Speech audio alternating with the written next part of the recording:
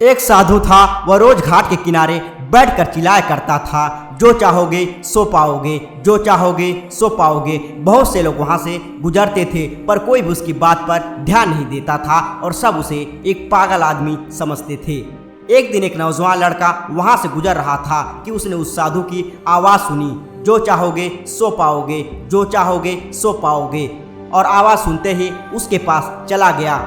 उसने साधु से पूछा, महाराज आप बोल रहे थे कि जो चाहोगे सो पाओगे, तो क्या आप मुझको वो दे सकते हो जो मैं चाहता हूँ? साधु उसकी बात को सुनकर बोला, हाँ बेटा, तुम जो कुछ भी चाहते हो मैं उसे जरूर दूंगा, बस तुम्हें मेरी बात माननी होगी। लेकिन पहले ये तो बताओ कि तुम्हें चाहिए क्या?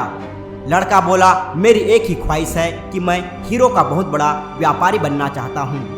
साधु बोला, कोई बात नहीं, मैं तुम्हें एक हीरा और एक मोती देता हूँ, उससे तुम जितने भी हीरे मोती बनाना चाहोगे बना पाओगे।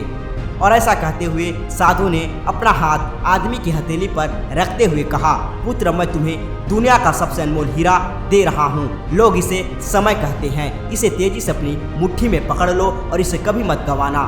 तुम इससे जितने चाहो उतने हीरे बना सकते हो। लड़का भी कुछ सोच ही रहा था कि साधु उसका दूसरी हथेली पकड़ते हुए बोला, पुत्र, इसे पकड़ो, यह दुनिया की सबसे कीमती मोती है। लोग इसे धैर्य कहते हैं। जब कभी समय देने के बावजूद परिणाम ना मिले तो इस कीमती मोती को धारण कर लेना। याद रखना, जिसके पास यह मोती है वह दुनिया में कुछ भी प्राप्त कर सकता है।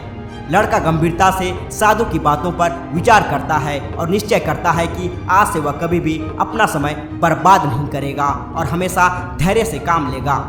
और ऐसा सोचकर वह हीरो के एक बहुत बड़े व्यापारी के यहाँ काम करना शुरू कर देता है और अपने मेहनत और ईमानदारी के बल पर एक दिन खुद भी हीरो का बहुत बड़ा व्यापारी बनता है।